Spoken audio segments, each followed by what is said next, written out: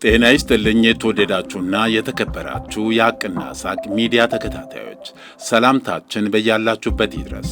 አዳዲስና ወቅታዊ መረጃዎችን የያዘው ወሳኝ መረጃ አሁን ጀመረ። አብራችሁን እንድትቆዩ እየጋበዝኩ ርዕሶቹን አስቀድማለሁ።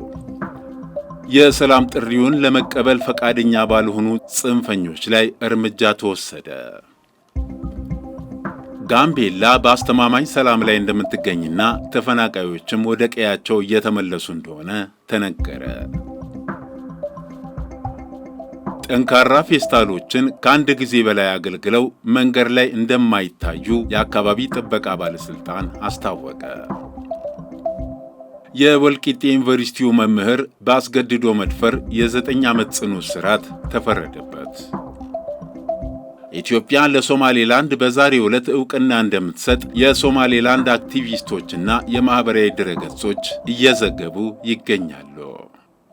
ከእስራኤል የሉዓላዊ ሀገርነት ዕውቅና ለማግኘት ስትል ሶማሌላንድ በ3 ቅድመ ሁኔታዎች ላይ ተስማማች።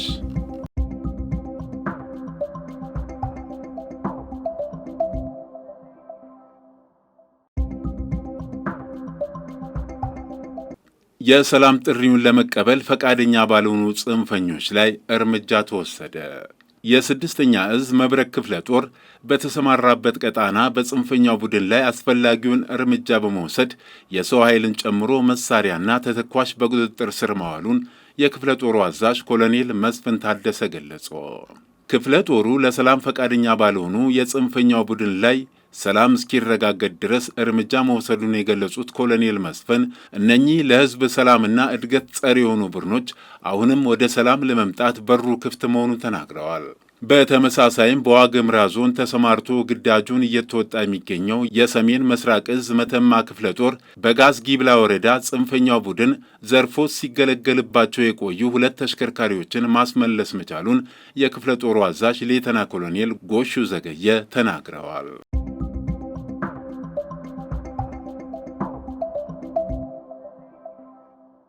በጋምቤላ ክልል አስተማማኝ ሰላም በመስፈኑ ተፈናቃዮች ወደ ቀያቸው እየተመለሱ እንደሆነ ተገለጸ።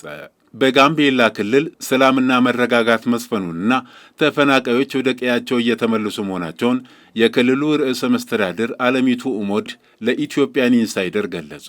የጋምቤላ ከተማ ነዋሪዎች በበኩላቸው አካባቢያቸው ቀስ በቀስ ወደ መደበኛው እንቅስቃሴ እየተመለሰ ቢሆንም ትምህርት ቤቶች አሁንም ዝግ መሆናቸውንና አልፎ አልፎ ምሽት ላይ የተኩስ ድምፆች እንደሚሰሙ ተናግረዋል። የክልሉ ዋና መቀመጫ በሆነችው ጋምቤላ ከተማ ኅዳር 28 2018 ዓ.ም በተፈጸመ ጥቃት የአንድ ሰው መገደልና ሌላ ግለሰብ መቁሰሉን ተከትሎ በጋምቤላ ክልል የተለያዩ አካባቢዎች በግጭቶች ውስጥ ቆይተዋል። ግጭቱ ይበልጥ የተባባሰው የጋምቤላ ከተማ ፖሊስ አዛዥ የሆኑት ዋና ኢንስፔክተር ኡሞዱ ጅሉ ከ2 ሳምንት በፊት ማክሰኞ ታኅሳስ 7 ከተገደሉ በኋላ ነው። የጋምቤላ ክልልን ወቅታዊ ሁኔታ በተመለከተ ለኢትዮጵያን ኢንሳይደር ማብራሪያ የሰጡት የክልሉ ርዕሰ መስተዳድር ወይዘሮ አለሚቱ ኡሞድ አሁን በክልሉ ያለው ሁኔታ ተረጋግቷል ብለዋል። በክልሉ በሰፈነው አንጻራዊ ሰላም ምክንያት ነዋሪዎች ወደ ሥራ ገበታቸው እየተመለሱ መሆናቸውንም ወይዘሮ አለሚቱ አክለዋል። እንደ ሌሎቹ የክልሉ አካባቢዎች ሁሉ የጋምቤላ ከተማ ወደ መደበኛ እንቅስቃሴዋ እየተመለሰች መሆኗን የተናገሩት ርዕሰ መስተዳድሯ ለዚህም በከተማይቱ የሚገኙ የንግድ ሱቆችና የአገልግሎት ሰጪ ተቋማት በሙሉ ወደ ሥራ በመግባት ላይ መሆናቸውን በማሳያነት ጠቅሰዋል።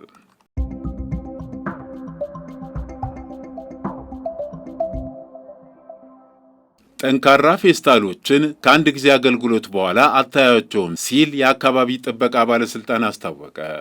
የአካባቢ ጥበቃ ባለሥልጣን ከጥር 23 ጀምሮ ለአንድ ጊዜ አገልግሎት የሚሰጡ በተለይ ስስ ፌስታል የሚባሉትን የሚያመርቱና የሚጠቀሙም አካላት ላይ እርምጃ እንደሚወስድ አስታውቋል። አዋጁ በፓርላማ ጸድቆ የ6 ወር ጊዜ ተሰጥቶበታል። በዚህም ከጥር 23 ጀምሮ ይህ አገልግሎት ሙሉ ለሙሉ እንደሚቆምና እነዚህ ስስ ፌስታሎች በድጋሚ መመረት እንደሚችሉ ተናግሯል። ይሁንና አብዛኛውን ጊዜ ለመሰብሰብ በጣም አስቸጋሪ እንደሆኑ ተገልጿል። ፌስታሎቹ በቀላሉ በነፋስና ውሃ አማካኝነት ወደ ተለያዩ ቦታ ተበትነው አካባቢ ላይ ከፍተኛ ብክለት የሚያሳድሩ ናቸው ተብሏል። በአካባቢ ጥበቃ ባለሥልጣን የአካባቢ ትምህርትና ግንዛቤ ቡድን መሪ አንበሳው ፈንታ እንደተናገሩት በአብዛኛው ከአንዴ በላይ አገልግሎት የሚሰጡ ጠንካራ ፌስታሎች አናገኝም፣ ምክንያቱም ተጠቃሚው መልሶ አገልግሎት ላይ ስለማያውላቸው ሲሉ ገልጸዋል። ሕጉ የወጣው ስስ የሚባሉ ፌስታሎችን ሰዎች እንደተጠቀሙበት ስለሚጥሉና ለመሰብሰብ አመቺ ባለመሆናቸው ከአገልግሎት እንዲወጡና መጠቀም እንዳይቻል ነው። በወጣው ሕግ ላይ ቅሬታ ያላቸው ሰዎች ገበያውን ስለሚያውቁት ምርታቸውን ተመልሶ ወደሚጠቀም ግብዓት መዞርና ሌላ የንግድ ሐሳቦች ማፍለቅ እንጂ እዚህ ምርት ላይ ብቻ ትኩረት ተደርጎ መሰራት የለበትም ተብሏል። ፌስታል ሊሰጠው የሚችለው ጠቀሜታ ይታወቃል። እሱን ሊተካ የሚችል ግብዓት ከሌለ አሁንም ክፍተት ሊፈጠር ስለሚችል በዚህ ላይ የተሰማሩ ሰዎችን በተለያየ መንገድ መደገፍና ማበረታታት ስለሚያስፈልግ ይህን እያደረግን እንቀጥላለን ሲሉ አቶ አንበሳው ፈንታ ጨምረው ተናግረዋል።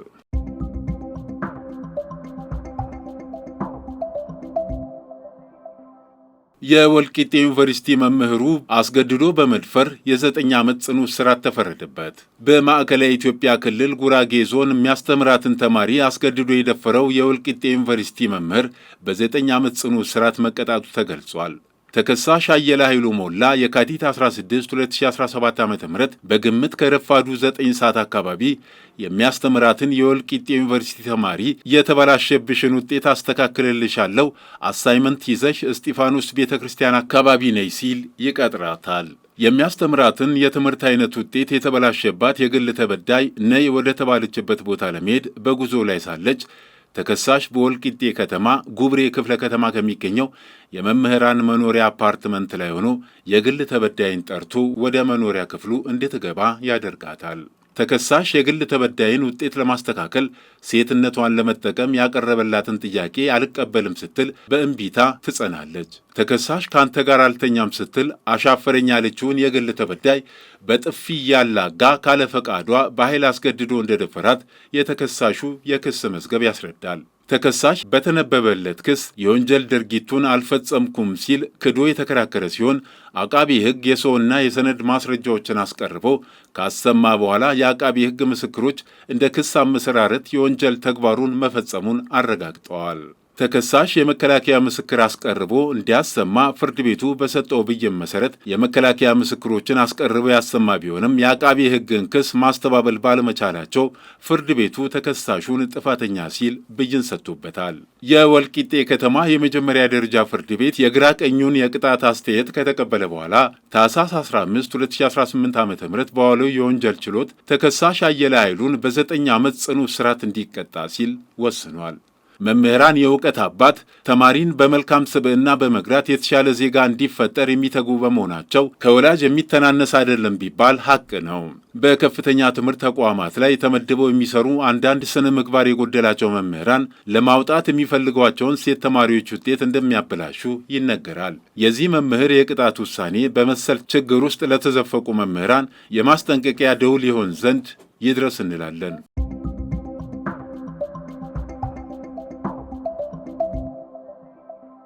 ኢትዮጵያ ለሶማሌላንድ በዛሬው ዕለት ዕውቅና እንደምትሰጥ የሶማሌላንድ አክቲቪስቶችና የማኅበራዊ ድረገጾች በስፋት እየዘገቡት ይገኛሉ። ብዙ ተከታታይ ያላቸው የሶማሌላንድ አክቲቪስቶችና የማኅበራዊ ገጾች ኢትዮጵያ ለሶማሌላንድ በዛሬው ዕለት ዕውቅና እንደምትሰጥ በስፋት እየዘገቡ ነው። ኢትዮጵያ እስራኤልን በመከተል ዕውቅና ለመስጠት ዝግጅቷን ጨርሳለች ሲሉ ዛሬ ከኢትዮጵያ በኩል ሰበር ዜና እንጠብቃለን የሚል ልጥፎችን እነዚሁ የሶማሌላንድ አክቲቪስቶችና የማኅበራዊ ድረገጽ ተጽዕኖ ፈጣሪዎች እየዘገቡ ይገኛሉ። ልክ ከዛሬ 2 ዓመት በፊት በዛሬው ዕለት ኢትዮጵያ ከሶማሌላንድ ጋር የመግባቢያ ስምምነት መፈራረሟ የሚታወስ ነው። በተያያዘ መረጃም ከእስራኤል የሉዓላዊ ሀገርነት ዕውቅና ለማግኘት ስትል በሦስት ቅድመ ሁኔታዎች ላይ ሶማሌላንድ እንደተስማማች ተገለጸ። ሶማሌላንድ የተስማማችባቸው ነጥቦች ፍልስጤማውያንን ለማስፈር፣ በኤደን ባሕረ ሰላጤ ላይ እስራኤል የጦር ሰፈር እንድታቋቁም፣ ሶማሌላንድ በአብርሃም ስምምነት ውስጥ መካተት ይገኙበታል። በዚህም ምክንያት የመካከለኛው ምስራቅ ግጭት ወደ አፍሪካ ቀንድ እንዳይስፋፋ ስጋት አስከትሏል። በቀጣይ በርካታ ሀገራት ለሶማሌላንድ ዕውቅና እንደሚሰጡ የሶማሌላንዱ ፕሬዝዳንት ተናግረዋል።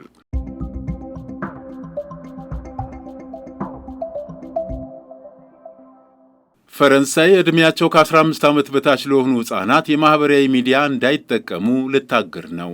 ኤኤፍፒ ያገኘው የረቂቅ ሰነድ እንደሚያሳየው ሕጉ ከጸደቀ ከመጪው መስከረም ጀምሮ ተግባራዊ ይሆናል። ይህ ተነሳሽነት የፈረንሳዩ ፕሬዝዳንት ኢማኑኤል ማክሮን ድጋፍ ያለው ሲሆን ፕሬዝዳንቱ በዚህ ወር መጨረሻ ላይ ፓርላማው በጉዳዩ ውይይት መጀመር እንዳለበት ተናግረዋል። አውስትራሊያ በዚህ ወር ዕድሜያቸው ከ16 ዓመት በታች ለሆኑ ሕፃናት የማኅበራዊ ሚዲያን በማገድ በዓለም የመጀመሪያው ሀገር መሆኗ ይታወሳል። የተከበራችሁ የሐቅና ሳቅ ሚዲያ ተከታታዮች ለዕለቱ ያዘጋጀናቸው ዋና ዋና መረጃዎች እነዚህን ይመስሉ ነበር። መልካም ጊዜ። መነሻችንም መድረሻችንም ኢትዮጵያ።